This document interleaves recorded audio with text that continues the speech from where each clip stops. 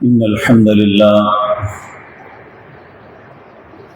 نحمده ونصلي على رسوله الكريم أما بعد أعوذ بالله السميع العليم من الشيطان الرجيم بسم الله الرحمن الرحيم وما نتنزل إلا بأمر ربك له ما بين أيدينا وما خلفنا وما بين ذلك وما كان ربك نسيا رب السماوات والأرض وما بينهما فاعبده واصطبر لعبادته هل تعلم له سميا ويقول الإنسان أإذا ما مت لسوف أخرج حيا أولا يذكر الإنسان أنا خلقناه من قبل ولم يك شيئا فوربك لنحشرنهم والشياطين ثم لنحضرنهم حول جهنم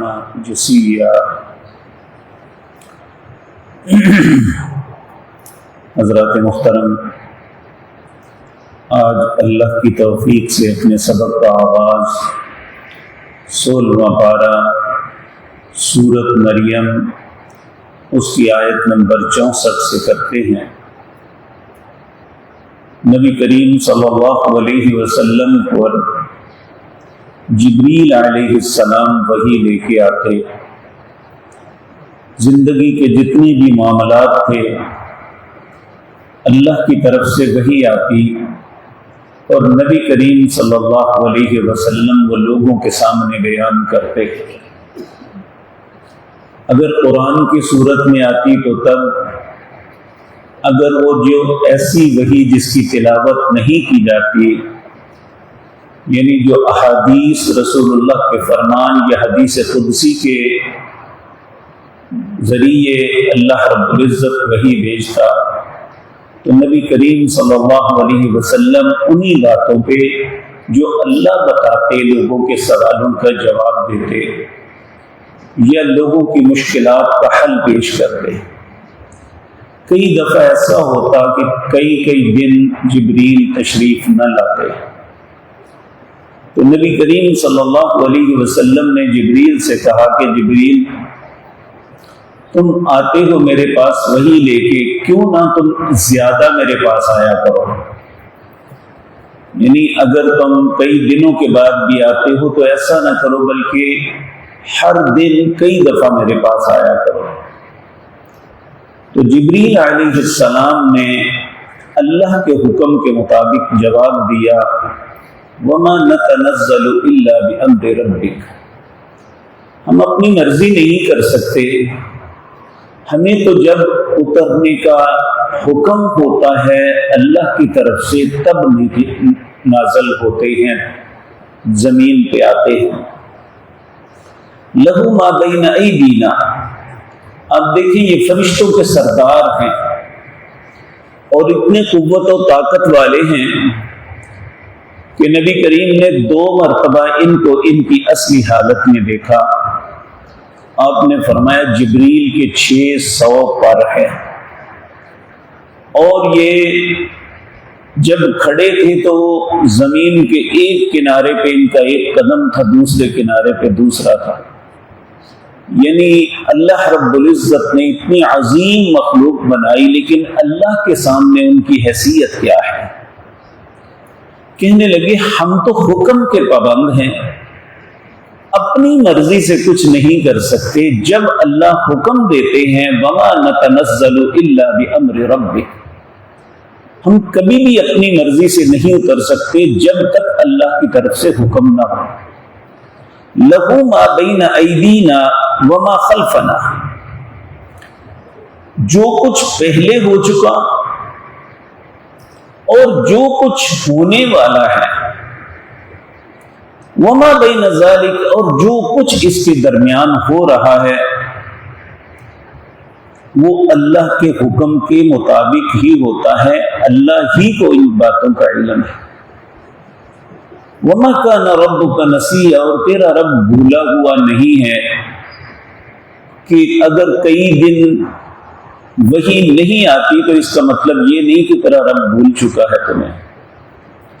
سورۃ والضحیٰ میں آتا ہے کہ اللہ رب العزت نے فرمایا نہ تو میں نے تمہیں چھوڑا اور نہ میں بھولا ہوں اور نہ ہی میں تم پہ کوئی ناراض ہوں، کہ جب اللہ کی مرضی ہوتی ہے تب وحی نازل ہوتی ہے، نہ اس میں انبیاء اور رسول کی کوئی دخل ہے اور نہ ہی فرشتوں کا۔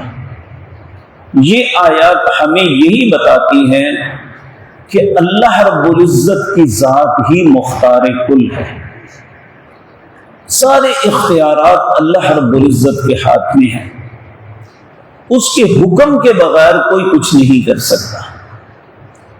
ایک مرتبہ نبی کریم صلی اللہ علیہ وسلم سے کچھ سوال ہوئے تو آپ نے فرما دیا کل بتاؤں گا، اور انشاءاللہ کہنا بھول گئے۔ 15 دن کے لیے وہی بند ہو گئی، اور کتنی مزاحمت کا سامنا آپ کو کرنا پڑا۔ سیرت کی کتابوں میں ہمیں ملتا ہے کہ پریشان کر دیا ان لوگوں نے، سوال کرنے والوں نے، کہ آپ اللہ کے نبی بتاتے کیوں نہیں ہیں؟ تو پھر اللہ رب العزت نے 15 دن کے بعد وحی کر کے کہا وَلَا تَقُولَنَّ لِشَيْءٍ إِنِّي فَاعِلٌ ذَلِكَ غَدًا إِلَّا أَن يَشَاءَ اللَّهُ۔ آپ کبھی بھی یہ نہ کہیں کہ میں کل یہ کام کروں گا یا کل بتاؤں گا، اگر اللہ نے چاہا تو میں کروں گا۔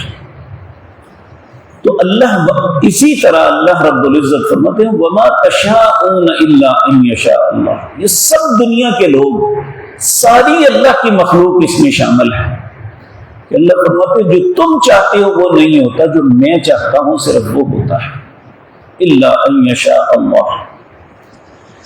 تو اللہ رب العزت یہاں فرما رہے ہیں رب السماوات والارض وما بینہما، آسمانوں کا رب اور زمین کا اور جو اس کے درمیان ہے، ان ساری چیزوں کا رب اللہ ہے، اس لیے فاعبدو، اس کی عبادت کرو، واصطبر لعبادتی، اس کی عبادت کے اوپر ہی جم جاؤ، صبر کرو اس پہ۔ حل تعلم له سمیہ، کیا اللہ کے علاوہ بھی کوئی ایسا نام تیرے سامنے ہے جس کا لے سکو کہ اللہ کے علاوہ بھی یہ ہے فلاں؟ حل تعلم له سمیہ۔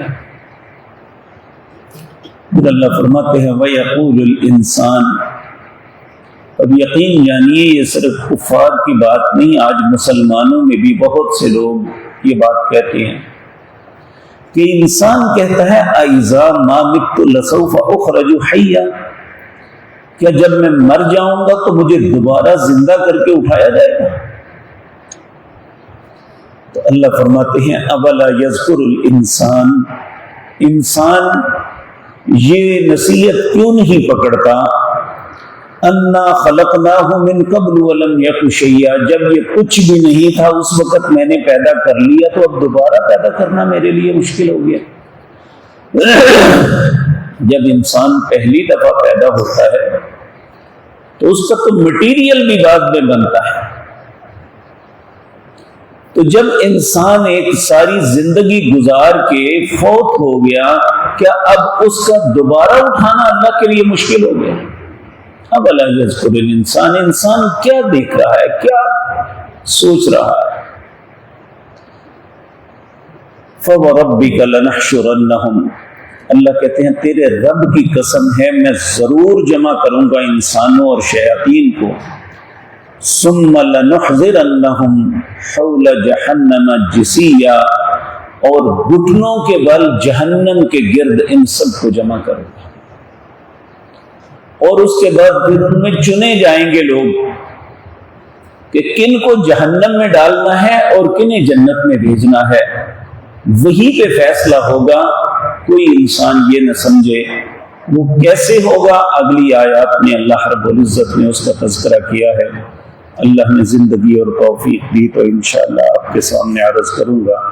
اقول قولی ھذا واستغفر اللہ۔